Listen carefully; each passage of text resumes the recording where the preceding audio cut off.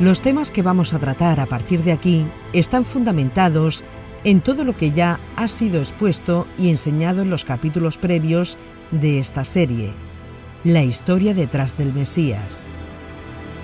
El propósito de esta serie es compartir la historia no contada habitualmente en público, que revelan los hechos que dieron lugar a otros hechos, y nos permitirá comprender de una forma académica cómo Yeshua fue interpretado 100, 200, 300 o 400 años después de su muerte y ocultamiento. Y es sumamente importante conocer cómo los antiguos israelitas leían las Escrituras delante de la gente, porque esa manera es muy diferente a la manera que se lee hoy día. Y es sumamente crítico que cuando nos acerquemos a leer las Escrituras hebreas antiguas, incluyendo el Nuevo Testamento, conozcas bien los hechos que hemos compartido y que vamos a seguir compartiendo. La historia detrás del Mesías. Capítulo 4. ¿Dónde nació el Mesías? ¿Cómo podemos explicar la diferencia entre las genealogías de Yeshua en Mateo y Lucas? ¿Podemos afirmar que las genealogías tienen errores y contradicciones muy graves?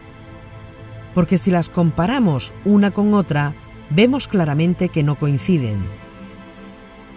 Muchos defienden que las genealogías, una pertenece a José y la otra a María. Pero esto no tiene ningún sentido. Siendo académicamente críticos con los textos, se puede ver que no es así, pero algunos teólogos o comentaristas afirman que también María era descendiente de David. Cuando si fuere digno de fiar lo que afirma Lucas, que su parienta Isabel procedía de una familia descendiente de Aarón, como vemos en Lucas 1:5.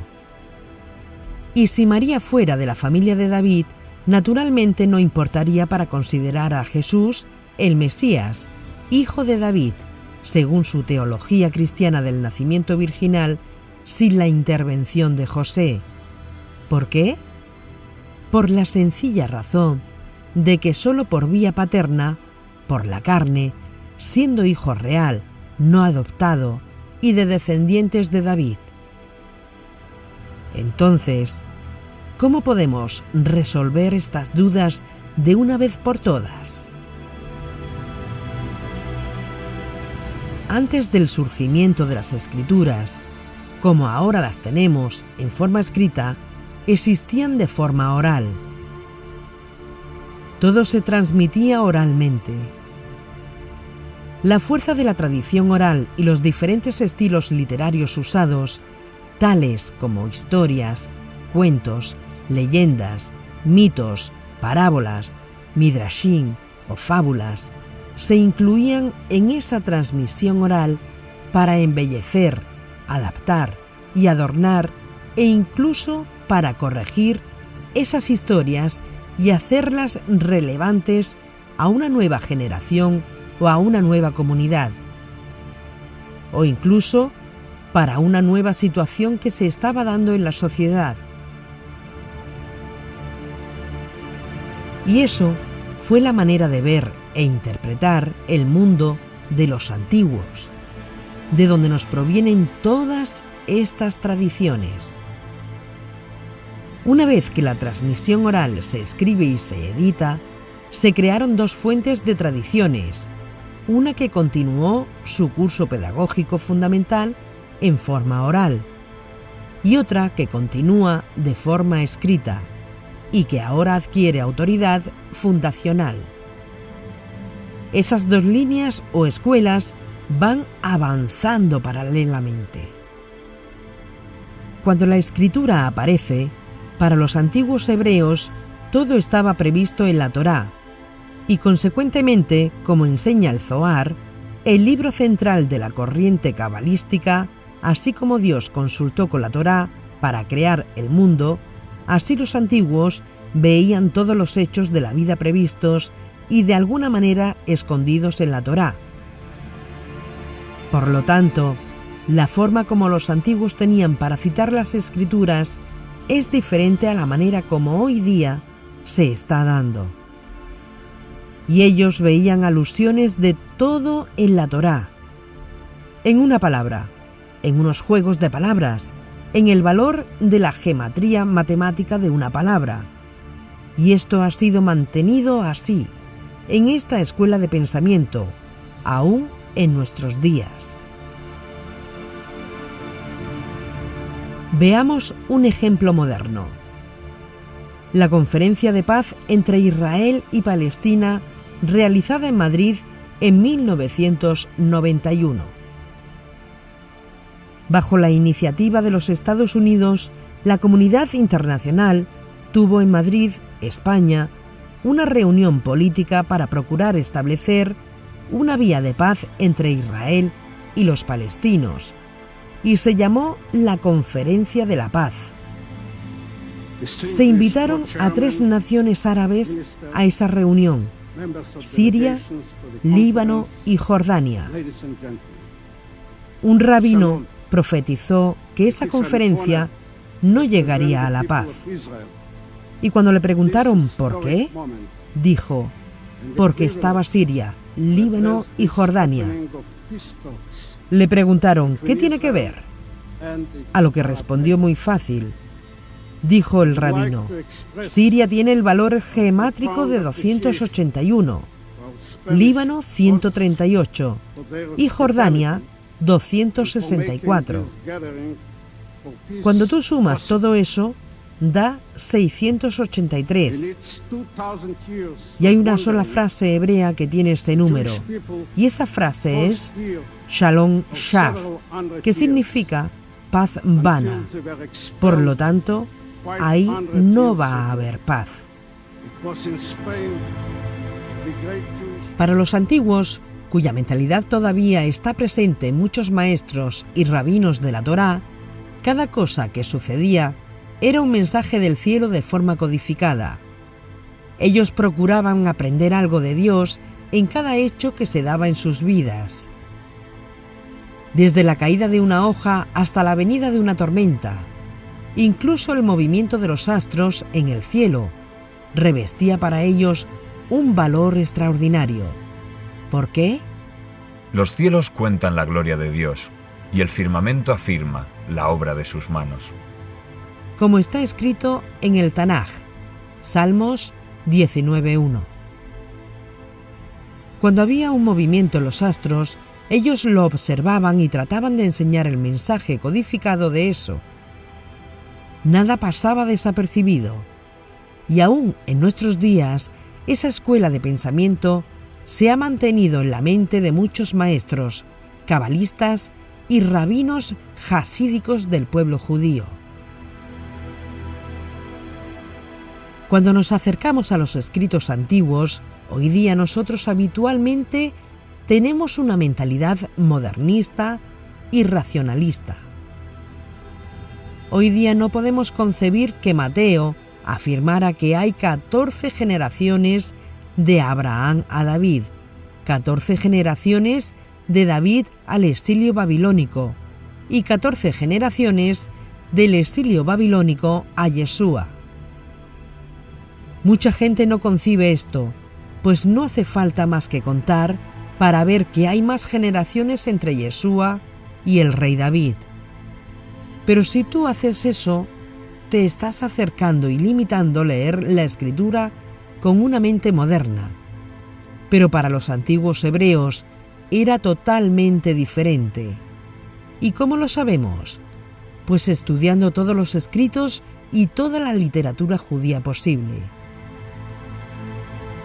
En los capítulos pasados hablamos de cómo medían y jugaban con los números y el valor de las letras, con la combinación de símbolos, incluso con el movimiento de los astros y las tormentas. La geografía de Israel tenía connotaciones proféticas. Un simple cambio en la posición de los astros o una brisa venida del sur, para ellos, cada una de esas cosas representaba una revelación. Yeshua también lo hacía así en sus días y decía: Cuando vean que sopla al sur, dicen, va a haber lluvia. Y es verdad que hay lluvia. Entonces, ¿cómo no ven estos tiempos? Lucas 12:56. Yeshua veía todas esas cosas. Cada una de esas cosas tenía una revelación profética. Entonces, lo que para nosotros es una evidente contradicción o un simple conflicto histórico, para los antiguos era revelación en la historia. Esa era la mentalidad de aquella época. Así que, si nos acercamos a las Escrituras con nuestra mente moderna, estamos cometiendo un grave error de interpretación. Hoy día, muy pocas personas tienen la mentalidad de analizar y comprender la forma en la que los antiguos hebreos analizaron los hechos.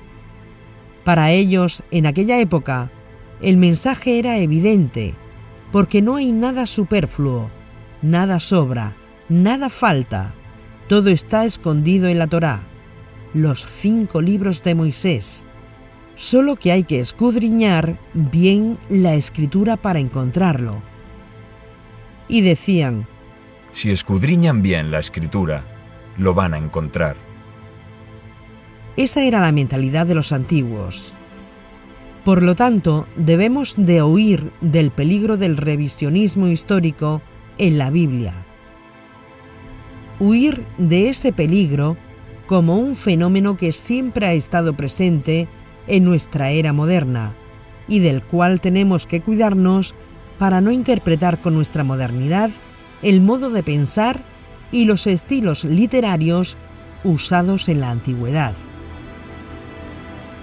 Y sobre la base de esto y de otros muchos elementos presentes en la mente del mundo antiguo, los maestros de aquellas generaciones editaban las cosas escritas, le añadían cosas y reflexionaban sobre esas cosas e incluso se lo atribuían a un editor más conocido y de mayor autoridad para ellos. Y esas cosas eran consecuentes y normales.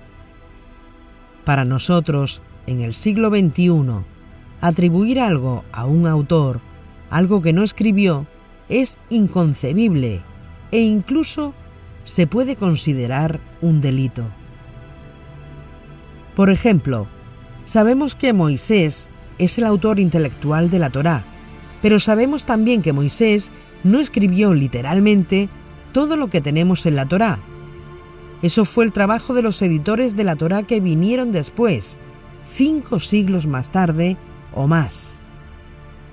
Ahora nosotros sabemos que no tenemos una sola base textual del Tanaj, sino que tenemos diferentes fuentes textuales del Tanaj. Y por lo tanto, si eso es así, tenemos diferentes variantes textuales. Por ejemplo, Devarim, Deuteronomio 32, verso 8, dice: Cuando el Altísimo, y aquí el término hebreo es Elión, no es Hashem y no es Adonai. Cuando Elión, el Altísimo, distribuía herencias a las naciones, cuando separaba a los hijos de los hombres, fijó el límite de los pueblos. ¿Teniendo qué cosa en la mente fijó los límites de los pueblos o por qué causa fijó los límites de los pueblos? Continúa el texto diciendo: Por causa del número de los hijos de Israel. Sin embargo, el texto encontrado en las cuevas de Qumran tiene una lectura diferente. Dice: Cuando Elión, el Altísimo, distribuía herencias a las naciones, cuando separaba a los hijos de los hombres, fijó el límite de los pueblos por causa del número de los hijos de Dios. Hay una diferencia. Es decir, que el texto que tiene por causa del número de los hijos de Israel, en hebreo, Lemispar Bene Israel, es el texto masorético, que fue editado por los masoretas o por los guardadores de la tradición judía, y fue terminado en el siglo IX de la era actual, y forma parte de la mayoría de las traducciones de la Torá que hoy día nosotros tenemos en el mundo. Pero los judíos de Qumran tenían un texto hebreo 1200 años más antiguo que los masoretas. Y allí no dice Lemispar Bene Israel, allí dice Lemispar Bene Elohim. Entonces, es lógico que cuando los rabinos judíos del siglo II antes de Yeshua tradujeron la Torá del hebreo al griego, en la versión conocida como la Septuaginta, tradujeron ese texto, Devarim, no como los masoretas del siglo IX, después de Yeshua, sino como los judíos de Qumran. ¿Qué nos dice eso?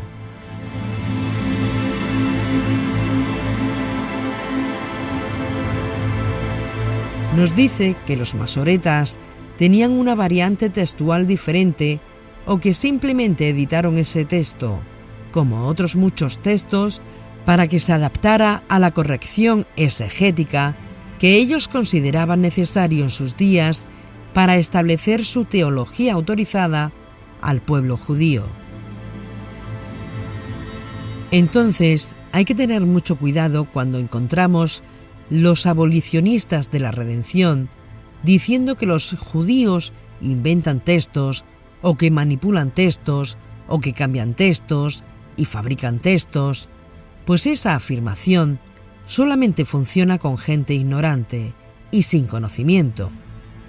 Mientras pasamos por alto el hecho de que en la mentalidad antigua, y recalcamos en la mentalidad antigua hebrea, incluyendo los masoretas de los siglos entre el 11 al 9 antes de nuestra era, editar la escritura o incluso crear las diferentes diferencias textuales era para facilitar su mejor respuesta teológica a las nuevas condiciones que se estaban dando. Era parte de su mentalidad. Hoy día, para nosotros, tales prácticas nos parecen una locura y no podemos comprenderlo. Pero para ellos era la manera de transmitir su fe a las nuevas circunstancias y condiciones que habían llegado a sus generaciones.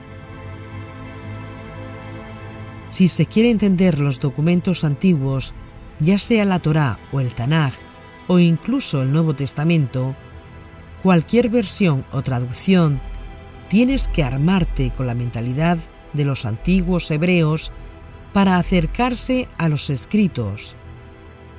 Nunca con la mentalidad del siglo XXI, porque no se comprenderán las cosas correctamente y correrás riesgos de embarrar el tema y llegar a conclusiones extrañas del mundo antiguo. Por eso debes conocer la historia que hay detrás del Mesías. La mayoría de la gente creyente, cuando se acerca a la Biblia, piensa que está leyendo una colección de libros perfectos, que no contienen errores, porque la gente asume que la Biblia fue escrita directamente por Dios, que Dios bajó del cielo un rollo y se lo entregó a Moisés, y por tanto, como todo viene directamente del dedo de Dios, no puede haber errores o diferencias textuales y no puede haber ni siquiera variantes textuales. La gente piensa que fue Dios el que escribió la Torá, y no fue así. Dios transmitió la Torá a Moshe, pero la escribieron hombres que hicieron copias y editaron la Torá, y como hombres, algunos cometieron errores. Incluso el Nuevo Testamento contiene errores y contradicciones. Veamos un nuevo ejemplo de la Torá. Éxodo 21, verso 6. Un esclavo que quiera mantenerse con su amo al finalizar el tiempo de su esclavitud puede ir delante de los jueces. le hacen una marca en la oreja contra la puerta y va a quedarse así como esclavo de su amo para siempre. Así está escrito. Sin embargo, eso contradice otro texto de la Torá, que dice que está prohibido hacerse marcas en el cuerpo. Entonces, ¿cómo es que si la Torá prohíbe hacerse una marca en el cuerpo, la misma Torá me dice que me haga una marca en el cuerpo?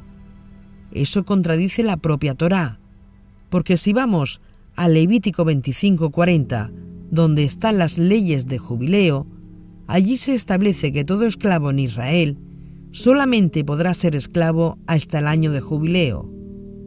Es decir, hasta, y no más de un periodo establecido, y después de jubileo ya no puedes ser esclavo.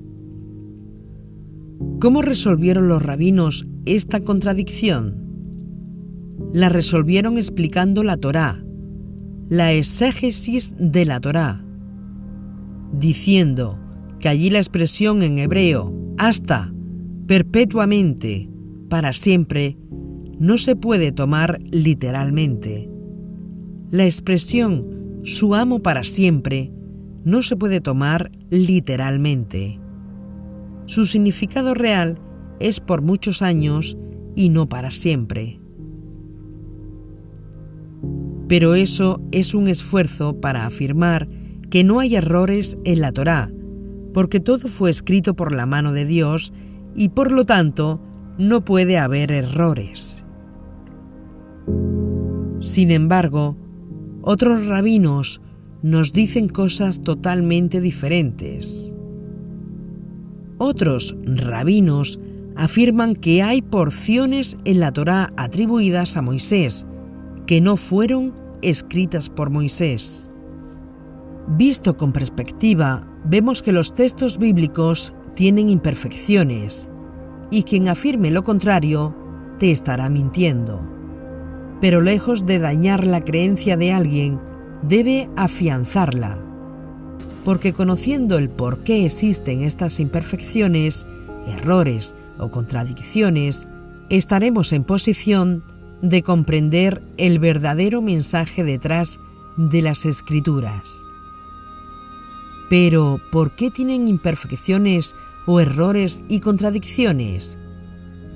Porque es el resultado de la participación del hombre en el proceso de la edición del texto. Tan simple como eso.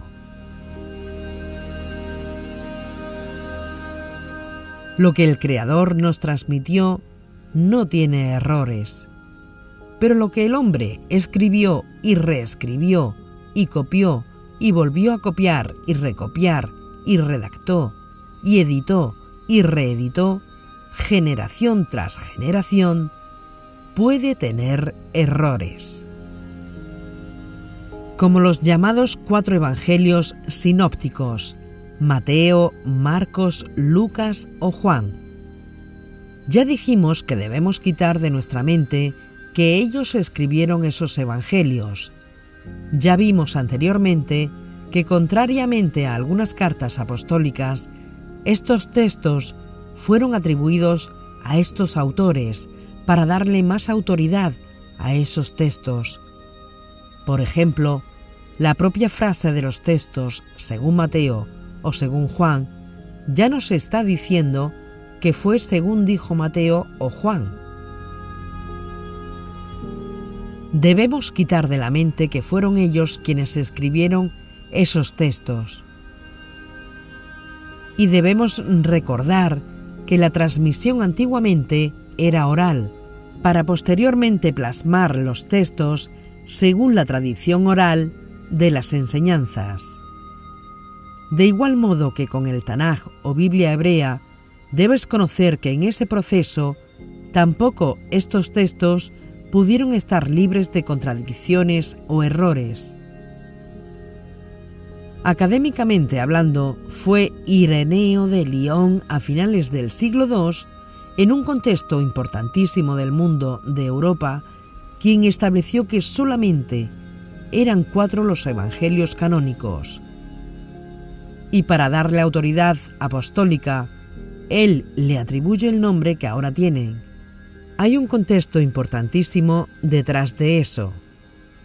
Mucha gente piensa que en realidad fueron los apóstoles o los discípulos de los apóstoles los que escribieron los evangelios, y esa mentalidad es ignorar una serie de hechos importantísimos que nosotros tenemos que recordar para no errar a la hora de acercarnos a estos escritos antiguos. No se puede pensar nunca que fueron los apóstoles los que escribieron los evangelios. De ellos viene la tradición oral. Los autores de los evangelios son anónimos y no se sabe a ciencia cierta quién los escribió. Y de una cosa estamos seguros: no fueron los apóstoles. Fueron discípulos de discípulos que seguían diferentes tradiciones que venían de los apóstoles. Y el propio Nuevo Testamento da la evidencia. Leemos en Lucas capítulo 1, verso 1 y 2. Para ti, honorable amante de Dios, puesto que muchos han decidido reunir los relatos históricos acerca de las cosas que se han cumplido entre nosotros y que nos han sido preservadas y transmitidas oralmente por los que desde el principio fueron testigos oculares y maestros de la verdad. Esto quiere decir que lo que nosotros tenemos en los evangelios preexistió de forma oral, una generación previa. Y de esa tradición oral que fue siendo enriquecida, surgen después los llamados evangelios, posteriores a las cartas de Pablo de Tarso y a las cartas de los apóstoles. Y estas cosas fueron transmitidas y reservadas oralmente. Antes de escribirse nada sobre Yeshua, se hablaba de Yeshua, se transmitían las cosas oralmente y no a través de la escritura. Y esto que ocurre en el Nuevo Testamento, de igual modo ocurre con el Tanaj o la Biblia hebrea. En el episodio pasado introdujimos dos ejemplos para explicar esto. Un ejemplo del Tanaj, con Abraham y su partida de Ur de los caldeos, y del Nuevo Testamento el caso de José y María en su viaje de Nazaret hacia Belén, la ciudad donde nació David. Expusimos el hecho de cómo explicar que si no estaban casados José, que se nos presenta como un sadik justo, un hombre justo del siglo I, cómo iba a andar con una mujer que todavía no era consumadamente su esposa, sino que estaba desposada con él, sin haber consumado el matrimonio por medio de la relación sexual, haciendo solos un viaje con ella desde Nazaret hasta Belén. En el mundo antiguo, el shniu judío de aquellos días no permitiría jamás un viaje como ese. Y segundo, ¿a qué emperador se le ocurriría que cada persona para censarse tenía que buscar el lugar donde nacieron sus ancestros 5, 8 o 10 generaciones atrás? Es inconcebible pensar un hecho así. No tiene sentido. Cuando el censo no era para otra cosa que buscar sacar dinero a la gente. Quien escribió Mateo tenía la tradición oral que Yeshua era de la descendencia de David, por vía paterna, por la sencilla razón de que si no fuera así, no podría ser el Mesías. Y sabían que José era su padre biológico. Lo que cree la historia es, leyendo Mateo sobre todo y Lucas, los primeros capítulos 1 y 2 de los dos evangelios, Mateo y Lucas, se ve claro que ya en tiempo de Jesús debió de circular que él nació de un modo ilegítimo, es decir, que nació meses antes, que había sido concebido antes, por un contacto sexual antes de que vivieran juntos los novios. El matrimonio era, primero, los esponsales se prometían, ya era un matrimonio, pero vivían juntos aproximadamente un año después. ¿Por qué? Porque niña casada era niña y lo que se esperaba era un año a que le llegara su primera menstruación y se hiciera mujer. O sea que entre el matrimonio, que se afianzaba ya por las dos familias, una unión, ¿no?, pues se fijaba ya jurídicamente, pero vivían un año después. Y empezaban a convivir un año después. Entonces parece ser que se tiene el recuerdo de que Jesús debió de nacer un poco antes, digamos, un poco fuera de juego. Y entonces, según se piensa, se crea la historia del nacimiento virginal. ¿Por qué? Porque si Jesús es el Mesías y el Hijo de Dios, no puede haber ocurrido esto. Y segundo, sobre todo, porque si Pitágoras, Platón, Alejandro Magno, Demócrito y otros héroes de la antigüedad nacieron de una madre virgen, de alguna manera no virgen, pero bueno, uniéndose a Zeus, pues Jesús no va a ser menos. Es decir, probablemente la historia del nacimiento virginal es un añadido posterior y teológico a la historia de Jesús. Primero nace Jesús y luego nace la historia de su nacimiento virginal. La Iglesia antigua no le importó lo que hiciera María con su matrimonio. Sí le importó, y mucho, que el nacimiento del gran héroe fuera virginal. Ahora, una vez que ese nacimiento fue virginal, lo que hiciera María y en general el Evangelio y Pablo defienden que tuvo hermanos, y los padres de la Iglesia en líneas generales durante todo el siglo II piensan que Jesús tuvo hermano. Es que no les importa. Pero como los antiguos tenían la tendencia de explicar todo sobrenaturalmente, para el escritor que conocemos como Mateo, era importantísimo demostrar el origen davídico de Yeshua en su generación. Entonces, al escribir el Evangelio que lleva ese nombre, lo hace con el estilo del Midrash. Es por eso que nos dice que María era una niña aún. Pero todos los conceptos se pierden en las traducciones, porque cuando la gente lee en español a una joven desposada, hoy día una joven representa a una mujer con más edad que la que ese término atribuía en la antigüedad. Una joven, en aquella época, era el término para expresar a una niña. Además, el término en hebreo era alma, que quiere decir una niña, que todavía no había tenido la menstruación, por lo tanto no podía concebir. Sería un error coger a Mateo, que está escrito en un estilo de Midrash, y compararlo con Lucas, que está escrito en un estilo Remesh, o compararlo con Marcos, que está escrito en el estilo Pashat, o con Juan, que está escrito en el estilo Sod, mucho tiempo después. Si es hijo de David, lo más lógico es que esté conectado con la tradición de David, y por tanto, como había sido dicho por los profetas, que el futuro rey de Israel nacería en Belén, Mateo debe asegurarse que Yeshua cumple con ese requisito y que no haya duda. Cuando él nos dice que Yeshua nació en Belén, no nos está dando un relato histórico, nos está dando un relato midrashico, un relato explicativo, que es totalmente diferente.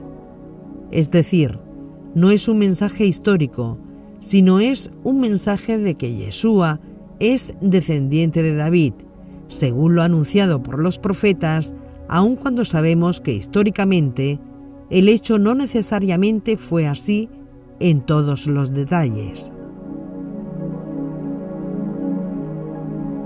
El detalle histórico es que procede de David, pero no podemos tomar todos los incidentes que giran alrededor de ese detalle de forma literal, porque ese no es el objetivo del autor. Así, ellos no lo hacían en aquella época. Y en el caso del nacimiento de Yeshua en Belén de Judea, hay historia, pero también hay una leyenda y tradición. Y por lo tanto, como es el caso de Abraham, el caso de Isaac, que vimos en el capítulo anterior, el nacimiento de Yeshua en Belén no es simplemente historia, es Midrash.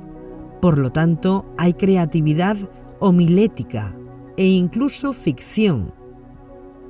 Aunque para nosotros presentar una historia así hoy día sea inconcebible, para ellos era normal.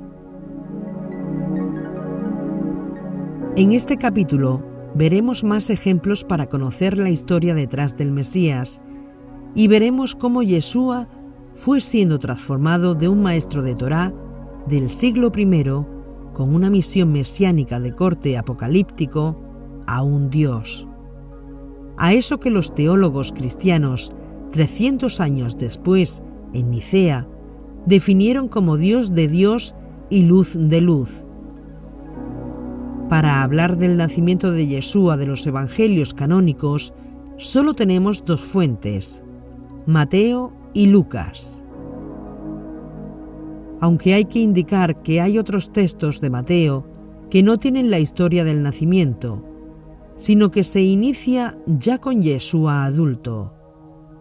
Por otro lado, las dos narrativas que nos hablan del nacimiento de Yeshua contienen diferencias muy notables entre sí. Lucas menciona cosas que Mateo no menciona, y Mateo menciona cosas que Lucas guarda silencio. ¿Qué ocurrió realmente con el nacimiento de Yeshua en Belén? ¿Dónde realmente nació Yeshua? Existen incoherencias y contradicciones entre ambas narrativas. Lo más probable, basado en la evidencia que tenemos, es que José y María nacieron en Nazaret, aunque sus ancestros eran de Belén. Según Mateo, no hay ninguna información del viaje de Nazaret a Belén. Solamente Lucas habla de ese viaje. Por otro lado, si leemos el relato de los Reyes Magos de Mateo, creyendo que fue un hecho real, estaremos en un error. Mateo no escribió un hecho histórico, sino un relato midrásico. En el cristianismo posterior se compusieron midrash en el sentido más estricto, basados en los relatos de la infancia de Mateo y Lucas.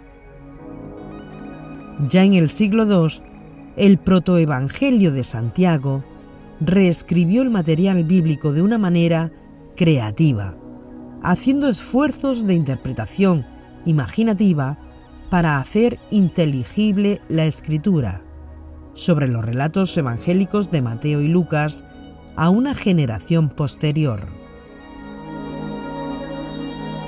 En el trasfondo preevangélico de los relatos de la infancia hay midrash sobre el Antiguo Testamento.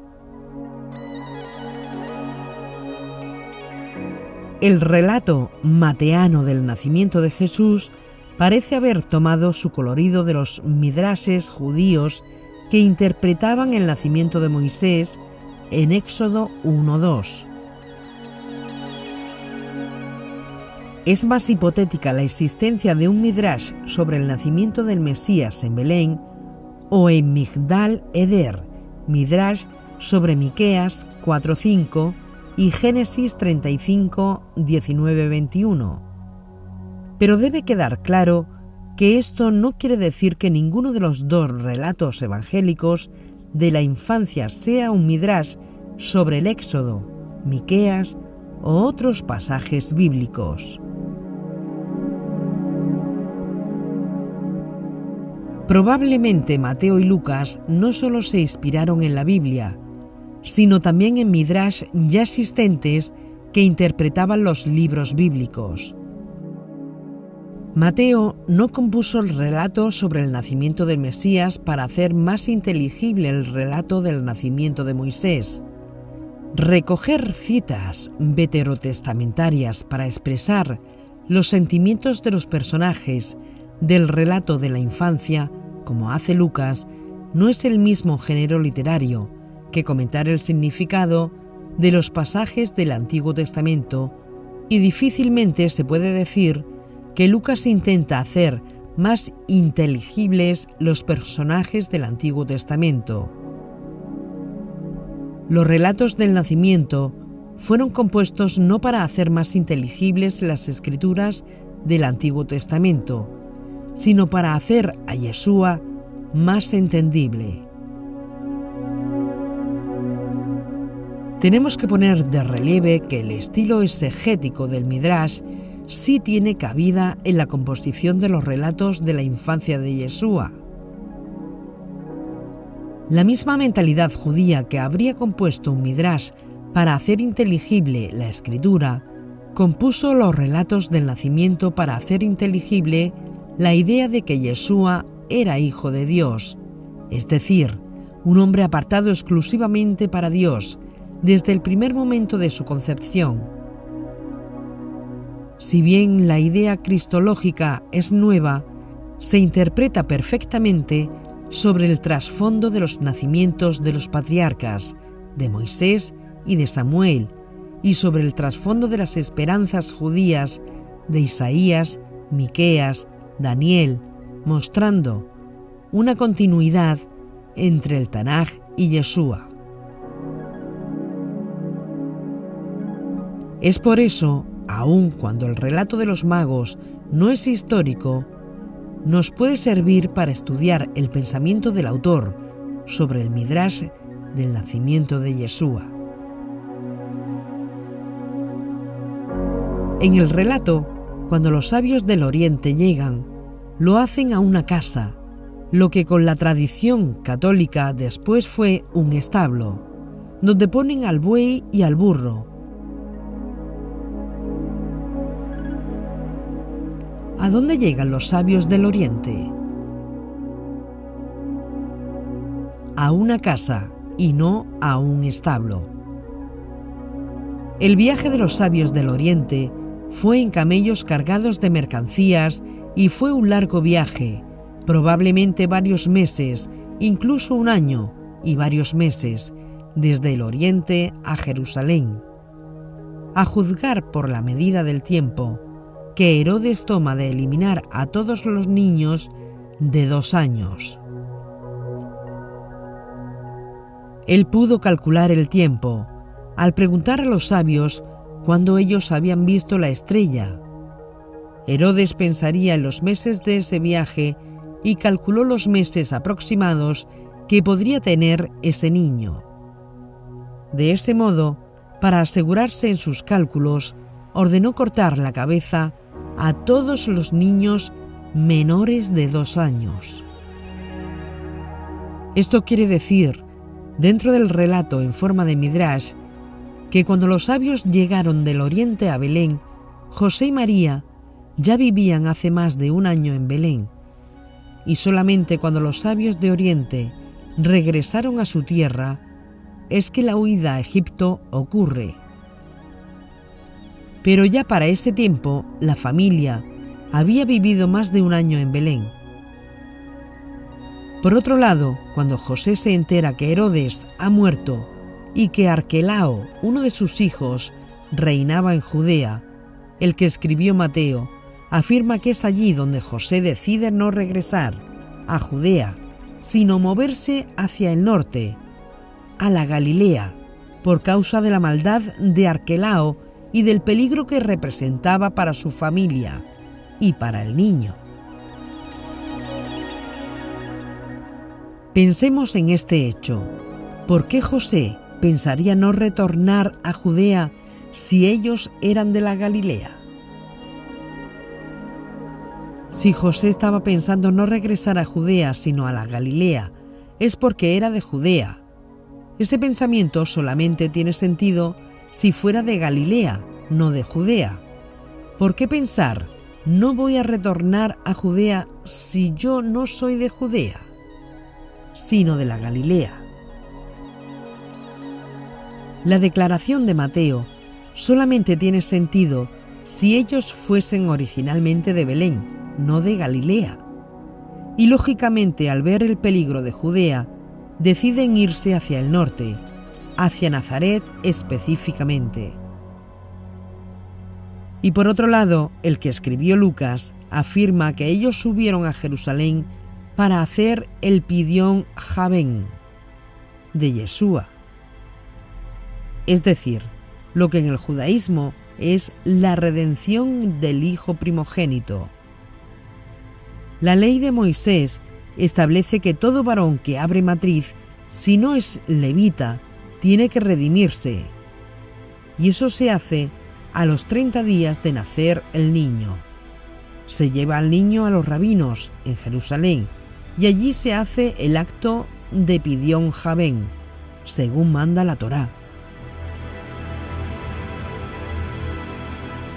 Si en el tiempo que llegan los sabios del Oriente, Yeshua tenía más de 1 año de edad y menos de 2, y para ese tiempo ocurre la huida a Egipto, ¿cómo es que Lucas afirma que después de su Pidión Javén, la partida no fue para Belén, sino para Nazaret directamente? Pensemos en eso.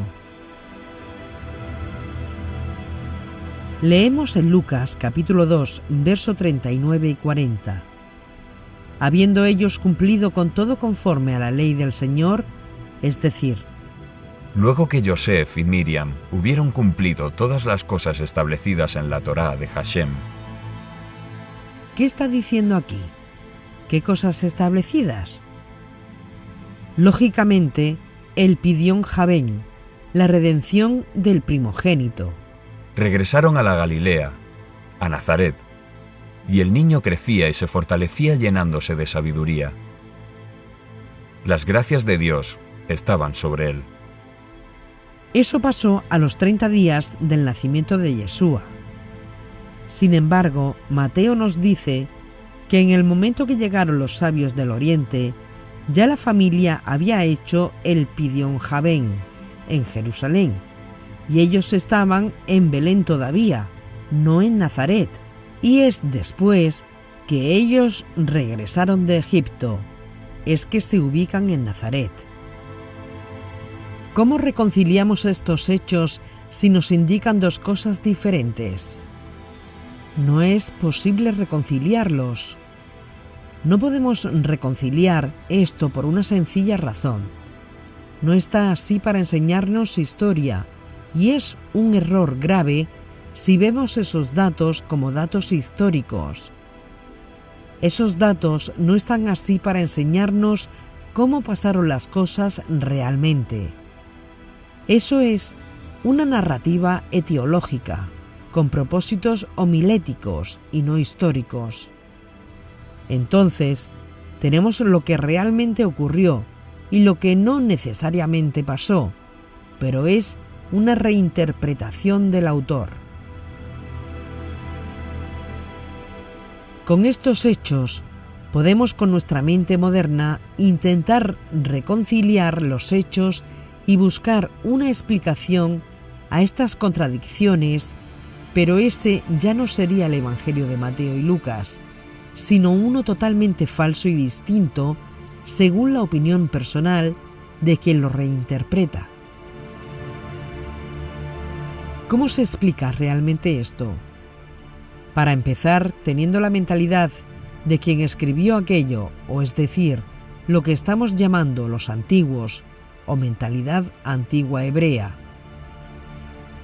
Primero, separando lo que es histórico de lo que es metafórico, y entonces saber cómo aplicar las reglas en cada caso y en cada lugar. Consecuentemente, nuestro acercamiento no tiene la intención de destruir, sino de edificar la verdad que está ahí detrás, y es la verdad la que nos da identidad como pueblo y como creyentes. Por lo tanto, tenemos un judío, Yeshua histórico, tenemos un judío, Yeshua legendario, dependiendo de cómo fuera interpretado posteriormente, y por otro lado, tenemos un Jesucristo pagano, totalmente desfigurado. Y la diferencia entre ellos a veces es impresionante. Pero uno tiene que saber cómo pasamos de uno al otro, de lo que es históricamente cierto a lo que no es tan históricamente cierto, pero sí es midráshicamente cierto, según la reinterpretación que se hizo de él más tarde, y por último, a la desfiguración cristiana. Y es quizás después de esta reinterpretación en forma de midrash judío, que vendría la desvirtuación total por el cristianismo, por no comprender o entender esa forma de establecer midrashicamente, es decir, exegéticamente, para intentar comprender mejor a Yeshua, quien sería escogido por Dios para ser el Mesías según la Torá. Es por eso que desde el comienzo de esta serie decimos que nos movemos de la historia al mito, pero nunca del mito a la historia, y esa es la gran diferencia. Es crucial conocer la verdad para que no te acostumbren a vivir de las dependencias a las píldoras teológicas de hombres que acostumbran a dar cada semana en la iglesia, y es más de lo mismo. Debemos cambiar nuestra mente, descubrir y cambiar el anacronismo de analizar las Escrituras con una mente moderna, que es como nos tienen acostumbrados.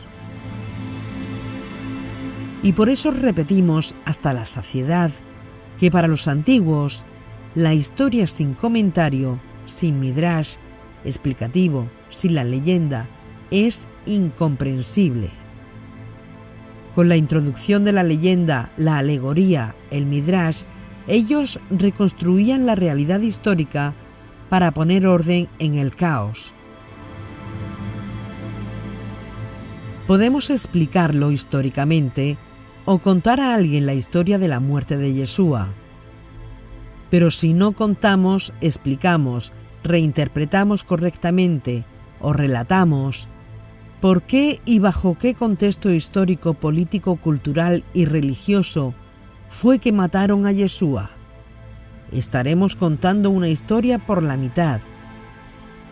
Por ese motivo, los antiguos sabían que una historia, muchas veces para ellos, era inconcebible sin su explicación y estaba contada a la mitad.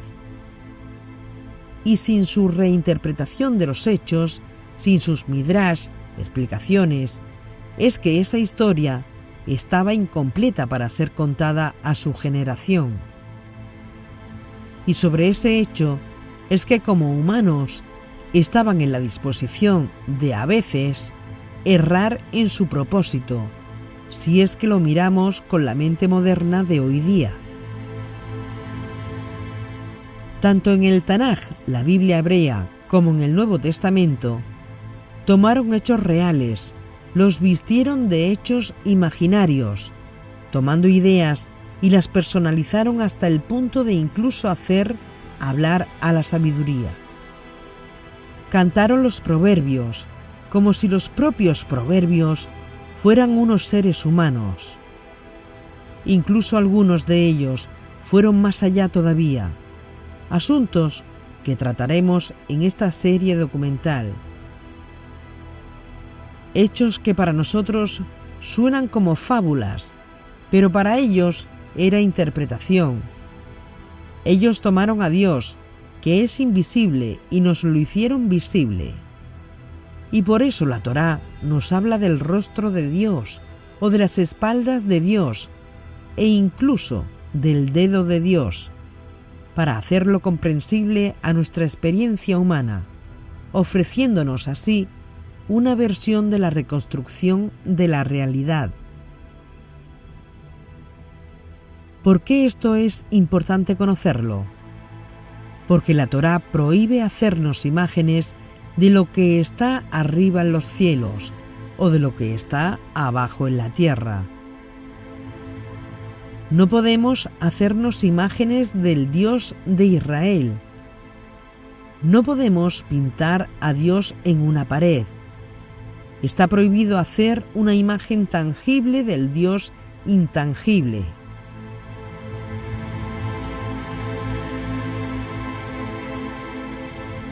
Sin embargo, la Torá nos da una imagen hablada de Dios, no pintada.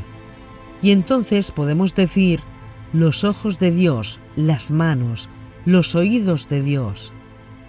Y esa combinación es lo que da sentido y esperanza a cada generación, como enseñaron los rabinos. Por ejemplo, en Pesaj, en la Pascua hebrea, no solamente fueron liberados de Egipto, sino que van siendo liberados todos los años y cada año son liberados un poco más, porque lo difícil no fue sacarlos de Egipto, sino sacar Egipto de su corazón. Sin ese espacio del estilo como herramienta de interpretación histórica, nunca se comprenderá con una mente moderna por qué la Torá nos dice que Abraham puede tener 75 años, cuando en realidad tiene 135 años. O que Yeshua nació en Nazaret, pero también en Belén. ¿Y cómo es que sus padres lo llevan a Egipto, según Mateo, cuando en realidad estaban en Jerusalén, haciendo el Pidión Javén, según Lucas, hecho que se confirma por la tradición judía? Una vez que se comprende esto, no se tiene dificultades en ver los problemas de las narrativas que tenemos en las Escrituras, con total objetividad, y todo se vuelve más entendible. Y en caso de leer las Escrituras con fe o no, será más rica y mucho más extraordinaria, porque ahora no solamente tienes la película o el hecho histórico, sino que ahora también tienes o conoces cómo se hizo la película. De este modo, la apreciación por las Escrituras alcanza un valor extraordinario y de confianza que hacen que se abra un nuevo mundo al comprender realmente todo el mensaje contenido. El simple hecho de que en toda la Biblia hebrea y Nuevo Testamento existan errores e incoherencias nos demuestra que si todo fuese un cuento chino, todas las fuentes estarían unificadas sobre esos hechos. Pues quien inventa algo procura unificar su idea y difundirla, mientras que si un hecho es contado por diferentes fuentes y en lugares diferentes con diferentes perspectivas, nos muestra que la misma existencia del hecho fue interpretada diferente por los diferentes grupos. Comprender cómo ellos pensaban nos va a permitir vivir el presente con la riqueza del pasado y con sentido de esperanza en el futuro, superando las incongruencias y contradicciones en la esperanza de un mundo mejor donde more la paz y la justicia, como está escrito. Hay que hacer un ejercicio sin olvidar la mente semita para leer documentos semitas escritos miles de años atrás y que no tienen sentido a menos que se vea en el contexto real, donde esos escritos vieron la luz la primera vez. La partida de Abraham de Ur no fue escrita para contar lo que históricamente y realmente ocurrió, sino para mostrar que así como él tuvo que hacer una partida, tú también tienes que tener una partida en la tuya. Para mostrar que así como llegó un punto en su vida en el que él tuvo que romper con prácticas y creencias paganas que había heredado de sus ancestros, ahora comprendía que no eran correctas bajo la nueva revelación del Dios que se le reveló, y así también nosotros tengamos hoy esa misma experiencia, aunque no vivas en Ur, sino en Madrid, Granada, México o en Nueva York. El nacimiento de Yeshua en Belén no fue escrita para contar lo que realmente pasó, sino para lo que tiene que seguir pasando en la vida de cada judío y en la vida de cada temeroso de Dios. Es decir, cada uno de nosotros tiene que tener su vínculo personal, primero con Dios, llamado el Padre, ya desde el Antiguo Testamento, después con el Mesías, su fe, su esperanza y su espíritu, y llevarnos a una relación íntima con el uno y único Dios. Y para eso fue escrito todo. No podemos tomar a Lucas y compararlo con Mateo, porque estamos comparando, por ejemplo, aviones de papel con un Boeing 747. Dos narraciones de un mismo hecho totalmente contradictorias no pueden ser históricamente ciertas. Tan simple como eso. La Biblia hebrea tiene estas cosas y el Nuevo Testamento también.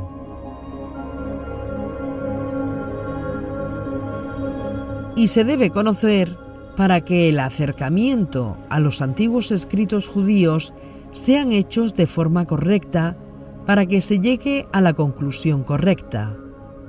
Los antiguos no podían explicar las cosas de forma natural o racional, porque ellos no pensaban así, y explicaban las cosas incomprensibles que eran para ellos de forma imaginaria. Por ejemplo, la tierra se contrajo para que Abraham pudiera hacer una jornada en tiempo supersónico, o Yeshua de Nazaret, que está en Jerusalén, pero al mismo tiempo está en Egipto, siendo un niño, si leemos a los dos evangelistas. Se narra un hecho como si fuese historia, porque la intención no es enseñarte historia, es enseñarte algo que es auténtico, algo que es verdadero para nosotros, en nuestra realidad presente, para que nuestra vida tenga sentido, propósito y esperanza en las promesas pasadas. En este punto, es posible que al seguir nuestra serie documental, todos los castillos de arena construidos a lo largo de los siglos se estén derrumbándose de su cabeza, metafóricamente hablando. Y esto, lejos de ser un motivo para desestabilizar su creencia en el verdadero y único Dios, el Padre y el Mesías, debe ser visto como la forma de construir una base real para poder analizar seriamente los relatos bíblicos.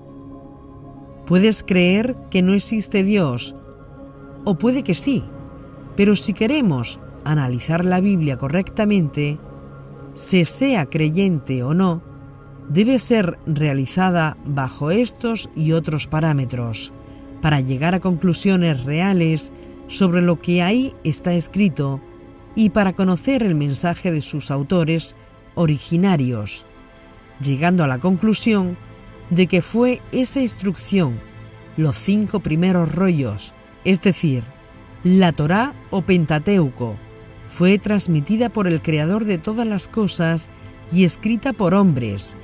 Eso es lo que decimos y de eso es lo que se trata. Y desechar todos los dogmas establecidos por hombres a lo largo de los últimos siglos.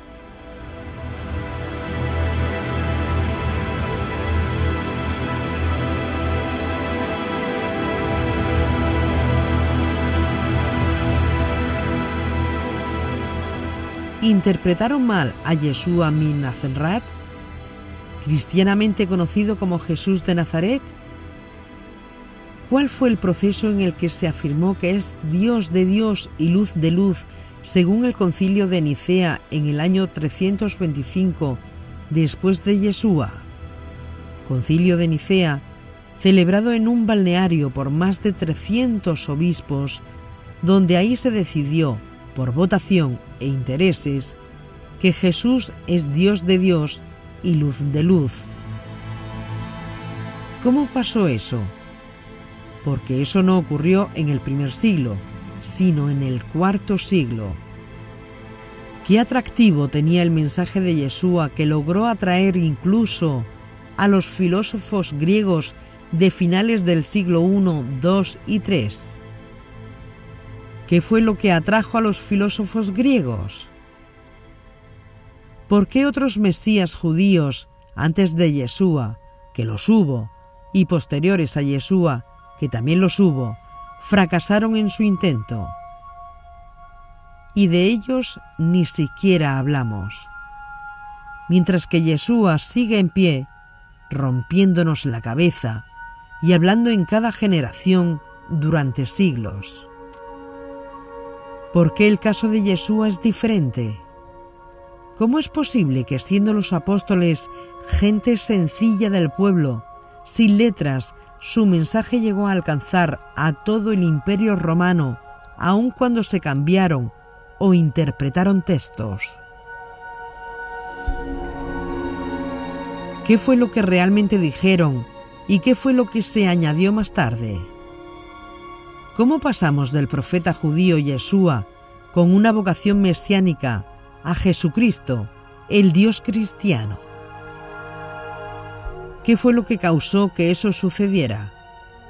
Y lo más importante, ¿cómo podemos regresar del Jesús Dios creado en Nicea 325 al Yeshua judío con una vocación mesiánica del siglo I? A estas preguntas daremos respuesta, y ese será el tema de nuestro próximo capítulo de la serie La historia detrás del Mesías.